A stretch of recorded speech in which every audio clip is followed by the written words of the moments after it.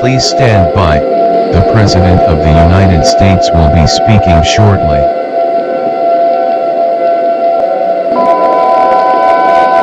The following message is transmitted at the request of myself, NASA, and the United States government. This is not a test. I repeat, this is not a test. I regret to inform that our world is coming to an atomic end. At 2:34 p.m. Central Standard Time, NASA has found that the sun, which is in our solar system, has turned into a green color, and we also have found out that when the sun is now green, the green sun will pull out an atomic nuclear ray, and then the Earth will turn into slime. And then the Earth, including all people, pets, animals, buildings, and other stuff will melt, and NASA has found out that there will be no way to stop this astronautical event.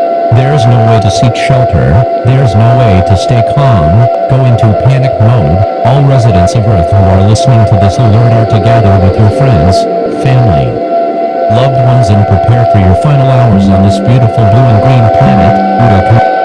Thank you for being with us, and goodbye.